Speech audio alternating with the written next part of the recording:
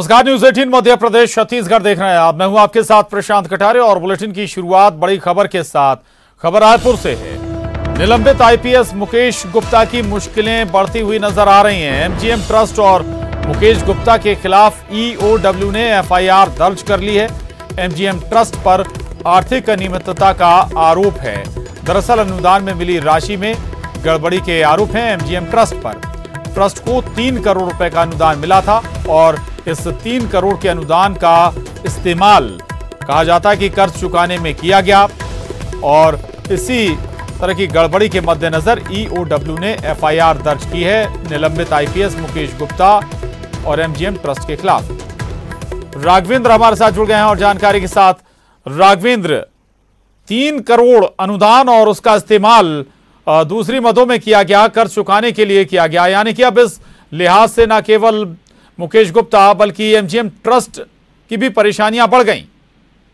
देखिए, ईओडब्ल्यू ने मुकेश गुप्ता के साथ ही एमजीएम ट्रस्ट के जो सदस्य हैं डॉक्टर दीपशिखा अग्रवाल, इसके अलावा मुकेश गुप्ता के जो पिता हैं वो मेन ट्रस्टी हैं इस एमजीएम ट्रस्ट के, उनके ऊपर भी मामला दर्ज किया है। साफ तौर पर इस ट्रस्ट के बनने के बाद से इनको जो इस तरीके से जो अलग अलग जो कि नॉन गवर्नमेंट के सेक्टर होता है और इनको जो अनुदान मिला था उस पैसे का उपयोग इन्होंने बैंक के लोन पटाने में किया है, जो कि बैंक से बैरन बाजार की शाखा है वहां से लोन लिया गया था और एक तरीके से ट्रस्ट जो है कहीं ना कहीं डिफाल्टर घोषित हो रही थी। बैंक का कर्ज जो है इनके ऊपर बढ़ते जा रहा था। इनके द्वारा एक बड़ा हॉस्पिटल बनाया गया है, एमजीएम आई हॉस्पिटल, उसमें वो खर्च किया गया था पैसा, इसलिए बैंक का दबाव बन रहा था इनके ऊपर लोन पटाने के लिए। तो इन्होंने जो दूसरे मद का पैसा होता है जो कि इनके ट्रस्ट को मिला था, जो आम लोगों के लिए खर्च करने के लिए होता है, सार्वजनिक क्षेत्र में लोगों को फायदा पहुंचाने के लिए, उसका उपयोग बैंक का लोन पटाने में किया था। यही वजह है कि ईओडब्ल्यू ने इस मामले में अपराध दर्ज किया है, क्योंकि मुकेश गुप्ता शासकीय पद पर थे, बड़े अधिकारी थे और उनके द्वारा अपने पद का दुरुपयोग किया गया। बैंक से लोन लेने की प्रक्रिया में भी वो शामिल थे। उन्होंने अपने आप को शामिल करते हुए बैंक से कहा था, बैंक को विश्वास दिलाया था कि वो एक जो है प्रतिष्ठित व्यक्ति है और उनके कहने पर बैंक के द्वारा लोन भी दिया गया था। तो इस तरीके से पद के दुरुपयोग का आरोप भी मुकेश गुप्ता पर लगा है। यही वजह है कि ईओडब्ल्यू ने इस मामले में अपराध दर्ज किया है। हालांकि राघवेंद्र, अब क्या एक्शन, क्या कार्रवाई मुकेश गुप्ता और एमजीएम ट्रस्ट पर हो सकती है? एफआईआर दर्ज हो चुकी है। देखिए, एमजीएम ट्रस्ट के खिलाफ पहले से ही जांच चल रही है। ये चूंकि रजिस्ट्रार ऑफिस में इसकी जांच चल रही है, जो कि फर्म एंड सोसाइटी के जो रजिस्ट्रार हैं वो जांच कर रहे थे कि ट्रस्ट के द्वारा कई तरह की चीजें जो अनियमितताएं की गई है, चाहे वो हॉस्पिटल बनाने के लिए जमीन में अवैध रूप से जो है कब्जे की भी बात शिकायतों में है। तो जाहिर तौर पर वो एक जांच चल ही रही थी, लेकिन मुकेश गुप्ता चूंकि बड़े अधिकारी रहे हैं और उनके द्वारा पद का दुरुपयोग किया गया है, यही कारण है कि ईओडब्ल्यू ने इस मामले में अपराध दर्ज किया है। हालांकि एमजीएम ट्रस्ट की ओर से जरूर कहा जा रहा है कि ईओडब्ल्यू इस मामले में अपराध दर्ज नहीं कर सकती, क्योंकि एमजीएम प्राइवेट ट्रस्ट है और ईओडब्ल्यू का काम सरकारी विभागों के प्रति जो है जांच का होता है। क्योंकि मुकेश गुप्ता सरकारी अधिकारी रहे हैं और उन्होंने अपने पद का दुरुपयोग किया है। यही वजह है कि ईओडब्ल्यू ने इस मामले में उनके सहित दूसरे लोगों के खिलाफ में मामला पद का दुरुपयोग करते हुए बैंक लोन लिया गया था और जो अनुदान मिला उसका इस्तेमाल बैंक लोन चुकाने में किया गया और इसीलिए मुकेश गुप्ता के खिलाफ एफआईआर दर्ज हुई है। एमजीएम ट्रस्ट के खिलाफ भी ये एफआईआर दर्ज हुई है। शुक्रिया आपका इस पूरी जानकारी के लिए, धन्यवाद।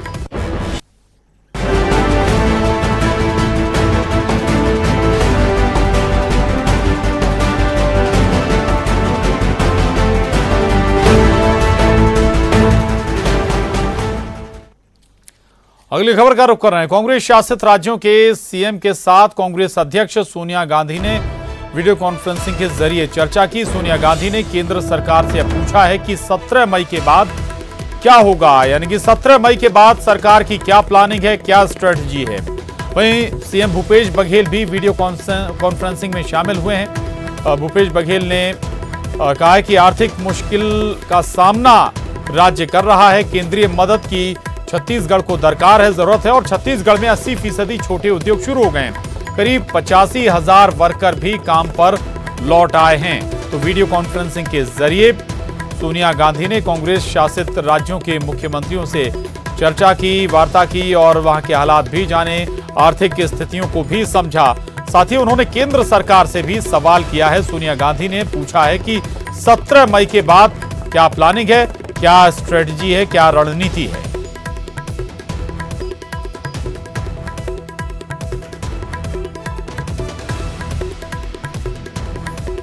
एक बार फिर आपको बता दें, दरअसल वीडियो कॉन्फ्रेंसिंग के जरिए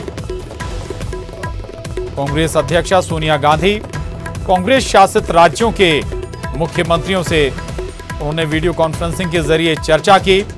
छत्तीसगढ़ के मुख्यमंत्री भूपेश बघेल से भी उन्होंने छत्तीसगढ़ के हालात पर चर्चा की। न केवल कोरोना के मद्देनजर बल्कि आर्थिक हालात के मद्देनजर भी महत्वपूर्ण बिंदुओं पर चर्चा हुई और भूपेश बघेल ने जानकारी भी दी सोनिया गांधी को कि लगभग 80% जो छोटे उद्योग हैं वो शुरू हो गए हैं छत्तीसगढ़ में और करीब 85,000 वर्कर भी लौट आए।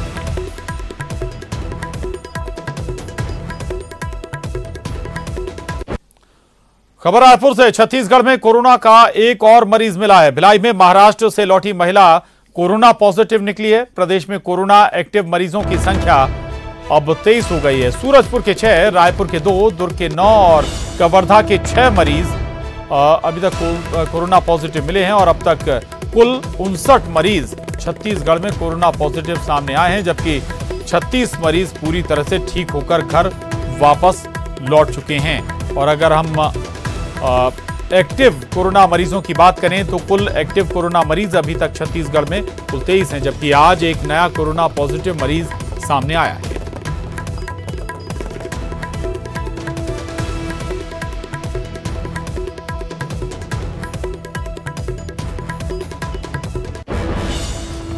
और छत्तीसगढ़ में 17,896 लोग अभी तक क्वारंटाइन किए गए हैं। प्रदेश में क्वारंटाइन सेंटरों की संख्या 145 है और इन 145 क्वारंटाइन सेंटर में 2,720 लोगों को रखने की क्षमता है। सरकारी सेंटरों में 566 लोग क्वारंटाइन हैं।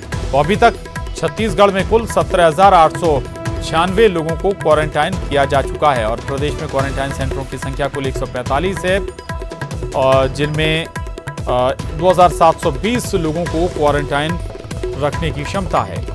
सरकारी सेंटरों में कुल 566 लोग अभी क्वारंटाइन हैं।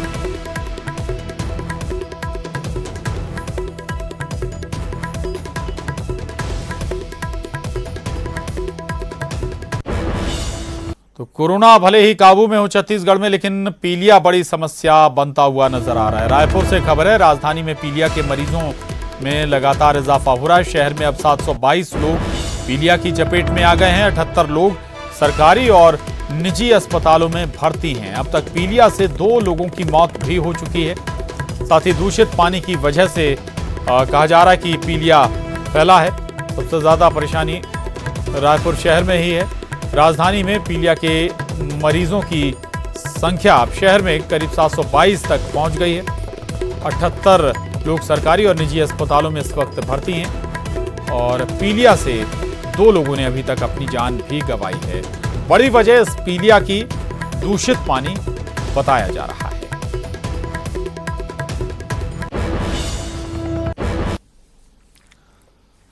खबर रायपुर से, जहां बिजली बिल जमा करने की तारीख बढ़ गई है। बिना सरचार्ज बिजली बिल जमा करने की तारीख बढ़ी है और अब 31 मई तक बिल जमा हो सकेगा। पहले 5 मई ये तिथि रखी गई थी, तारीख रखी गई थी।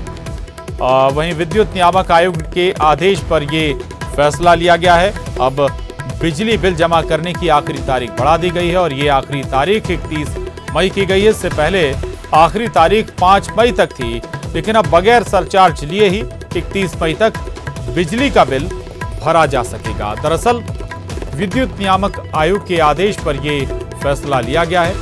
एक तरफ कोरोना संक्रमण की चुनौती है और उसी के मद्देनजर ये फैसला विद्युत नियामक आयोग का, जिसके हिसाब से अब 31 मई तक अपना बिजली बिल जमा किया जा सकेगा बगैर सरचार्ज जमा।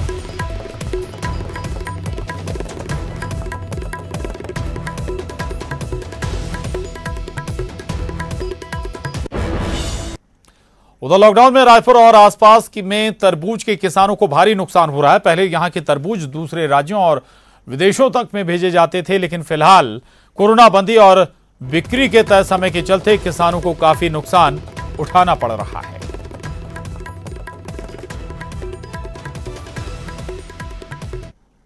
में तरबूज नजर आने लगते हैं, लेकिन लॉकडाउन के चलते इस बार जो है तरबूज जो उगाने वाले किसान है वो काफी निराश है। जी हाँ, क्योंकि छत्तीसगढ़ के जो तरबूज है वो विदेश भी जाते थे और देश भर के कई बड़े शहरों में भी जाते थे, लेकिन अब लॉकडाउन के चलते इन्हें बाहर भेजना मुश्किल हो रहा है। और यही वजह है कि किसानों का कहना है कि उनको जो काफी जो है वो लॉस हो रहा है। हमारे साथ जो लोग यहाँ पर मौजूद हैं, अगर हम बात करें तो खासतौर पर नया पारा, राजिम, महासमुंद, आरंग, इस तरफ से खासतौर पे जितने भी जो महानदी के किनारे जो खासतौर पे तरबूज की खेती की जाती है और यहाँ से बड़ी संख्या में जो तरबूज है वो बाहर भेजे जा सकते हैं। आप बताइए कि तरबूज को लेकर क्या स्थिति है इस बार?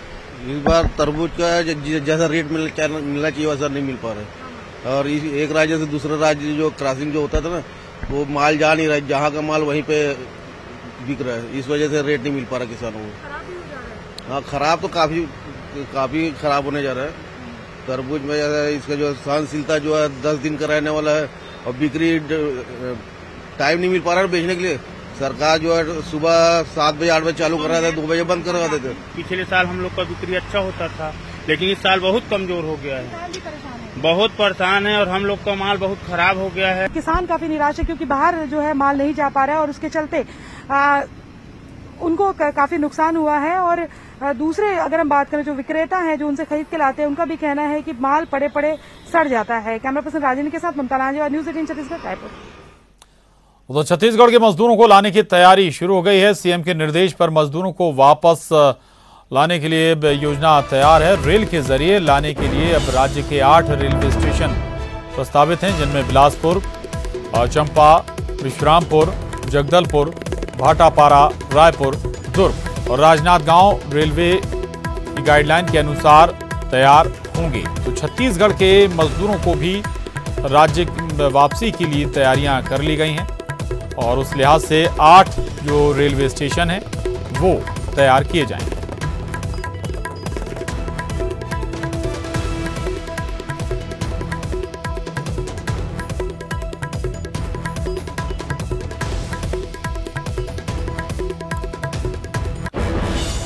दूसरे राज्यों में फंसे सुकमा जिले के मजदूरों का आना लगातार जारी है। आंध्र प्रदेश और तेलंगाना से 5 ट्रकों में भरकर मजदूर कोंटा बॉर्डर पहुंचे, जहां इन मजदूरों का नाम और पता दर्ज किया गया। साथ ही सभी लोगों की स्वास्थ्य की जांच भी की गई है। इसके बाद मजदूर अपने अपने घरों के लिए रवाना हुए।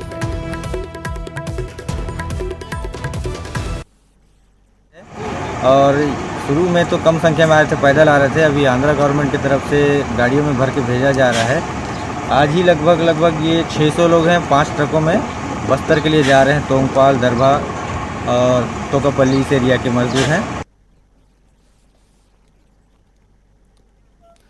और यहां रुक रहे हैं एक छोटे से ब्रेक के लिए, फौरन लौटेंगे।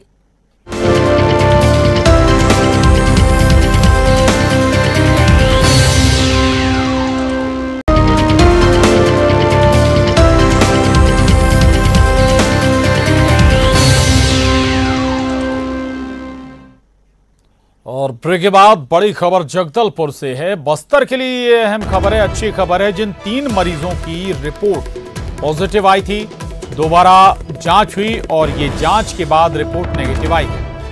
इन सभी की RT-PCR से दोबारा जांच हुई थी। दोबारा जांच में रिपोर्ट नेगेटिव पाई गई।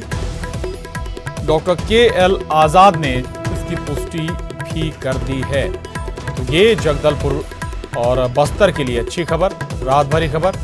तीनों मरीजों की रिपोर्ट नेगेटिव आई।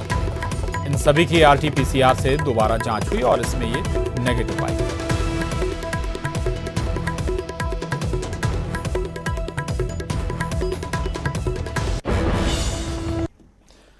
उधर बिलासपुर में गुरु घासीदास केंद्रीय विश्वविद्यालय में शैक्षणिक सत्र 2020-21 के लिए विश्वविद्यालय प्रवेश परीक्षा की सूचना जारी कर दी गई है। विभिन्न पाठ्यक्रमों में प्रवेश के लिए अभ्यर्थी 4 मई से 30 मई तक ऑनलाइन आवेदन कर सकते हैं। प्रवेश परीक्षा में 25 विषयों के 54 स्नातक और स्नातकोत्तर कोर्स के लिए आवेदन लिए जाएंगे।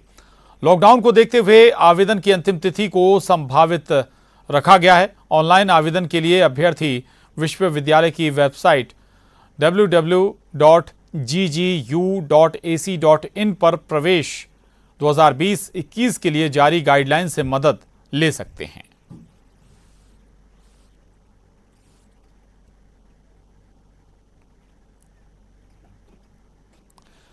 और बिलासपुर में स्मार्ट सिटी योजना के तहत भारतीय नगर में नाला निर्माण के काम को लेकर नगर निगम के सभापति और वार्ड पार्षदों ने विरोध जताना शुरू कर दिया। सभापति ने तो इसके लिए स्मार्ट सिटी से जुड़े लोगों को पागल तक कह दिया। इन लोगों का कहना है कि इस नाले में आसपास के 6 वार्डों का पानी गिरता है। वहीं 6 फीट के इस नाले की चौड़ाई को अब कम करके 2 फीट का किया जा रहा है। सभापति का कहना है कि ऐसा करने से यहां के सभी वार्ड बारिश के दिनों में पानी में डूब जाएंगे। वार्ड में पूरा पानी भर जाएगा, फिर से नाव चालू हो जाएगा। आज से 20 साल पहले वो जरा बना तालाब पर नाव चलता था, वो स्थिति फिर से नाव चालू हो जाएगा। स्मार्ट सिटी पागल हुए हैं क्या? कितने वार्ड प्रभावित होंगे? कहाँ ले जा रहे हैं? तो 20 साल 25 साल पहले की समस्या खत्म हुआ था, तो फिर पता करने के चक्कर में स्मार्ट सिटी वाले। कितने वार्ड प्रभावित होंगे इसमें? इस वक्त 6 वार्ड कम से प्रभावित हुआ। इससे वार्ड से मतलब नहीं है, एक जो पुरानी स्थिति निर्मित थी यहाँ पे, जो पूरा जल भरा होता था, फिर से जल भराव की स्थिति निर्मित हो जाएगी। जिम्मेदार कौन रहेगा? और कोटा से लौटे जगदलपुर के छात्रों की घर वापसी हो गई है। कोटा से लौटने के बाद सभी को 7 दिन के लिए कांकेर में क्वारंटाइन में रखा गया था। बाकी के 7 दिन का क्वारंटाइन अब सभी अपने घरों में पूरा करेंगे। इसके लिए अभिभावकों और छात्रों से शपथ पत्र भरवाया गया है। शपथ पत्र ले रहे हैं, पेरेंट्स से भी ले रहे हैं और संबंधित स्टूडेंट से भी ले रहे हैं। उसमें 14 दिन तक उनको होम क्वारंटाइन पे रहना पड़ेगा और इसके पहले कांकेर में भी 7 दिवस क्वारंटाइन पे रखा गया था। उधर जगदलपुर के महारानी अस्पताल में एनसीसी के कैडेट्स ने कोरोना वॉरियर्स डॉक्टर एवं स्टाफ को गार्ड ऑफ ऑनर दिया। इस पल को महारानी अस्पताल के चिकित्सकों ने यादगार पल कहा। वाकई अपनी जान की परवाह नहीं करने वाले इन कोरोना योद्धाओं की जितनी भी तारीफ की जाए कम है। हमारे जितने कम से कम केस हैं, शायद इन लोगों की मेहनत और जद्दोजहद की वजह से ही हम लोगों के ज़्यादा सब पूरे इंडिया में सबसे कम केस हमारे यहाँ हैं। सिर्फ इसका कारण ये लोग हैं। इनकी जितनी ही तारीफ और जितना ही इनका उत्साह हम लोग बढ़ाएं उतना कम है। कोरोना वॉरियर्स जो टीम है हमारी, उसको वो जो लड़ रहे हैं उसके लिए एनसीसी के जो कैडेट्स हैं और उनका परिवार, जिस तरह से उन लोगों ने हमारा उत्साह वर्धन। उधर कवर्धा में गैस सिलेंडर लेने महिलाओं की भारी भीड़ लग रही है। ये सभी उज्ज्वला गैस कनेक्शनधारी हैं जिन्होंने गैस मिलने के बाद शायद ही दोबारा रिफिल कराया होगा। लेकिन जैसे ही केंद्र सरकार ने 3 महीने तक उज्ज्वला कनेक्शनधारियों को फ्री रिफिल कराने की घोषणा की है, तब से लंबी लाइन कम होने का नाम ही नहीं ले रही। कड़ी मशक्कत कर सिलेंडर लेने की वजह यह भी है कि अगर सिलेंडर नहीं लिया तो राशि लैप्स हो जाएगी।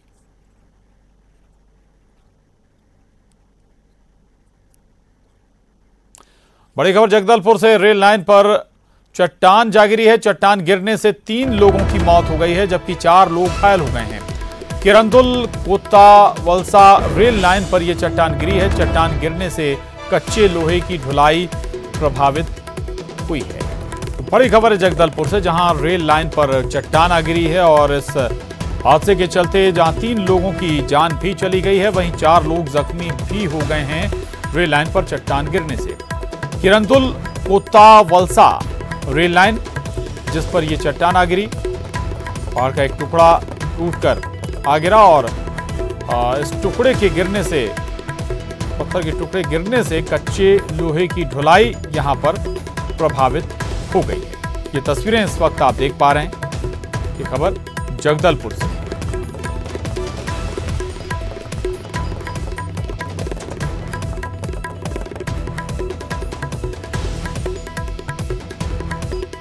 एक बार फिर आपको बता देते हैं, दरअसल ये पूरा मामला जगदलपुर का है, जहां रेल लाइन पर एक चट्टान आ गिरी और इस चट्टान के टूटने के बाद गिरने से न केवल 3 लोगों को जान गंवानी पड़ी है, 4 लोग घायल भी हुए हैं, बल्कि किरंदुल कोता वलसा रेल लाइन पर जो कच्चे लोहे की ढुलाई होती थी वो भी सीधे तौर पर प्रभावित हो गई।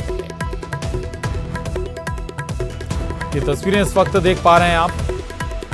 लगभग बड़े क्षेत्र में जो रेल लाइन बिछी हुई है उस पर चट्टानें गिर गई हैं। टुकड़े, पत्थर के टुकड़े, बड़े बड़े टुकड़े आकर फैल गए हैं पूरी रेल लाइन पर। और हादसे में कुछ लोगों की जान भी गई है, कुछ जख्मी हुए हैं। कच्चे लोहे की ढुलाई भी प्रभावित हुई।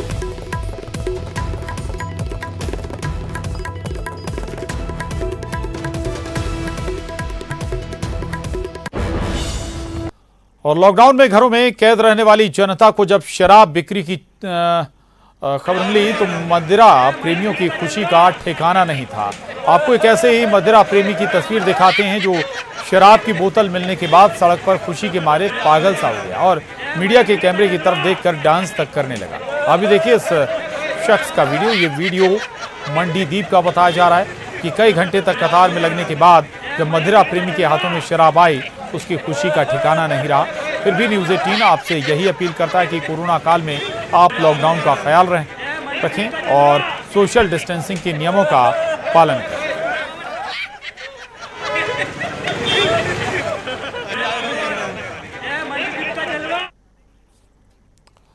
बहरहाल बुलेटिन में बस इतना ही। खबरों का सिलसिला लगातार जारी है।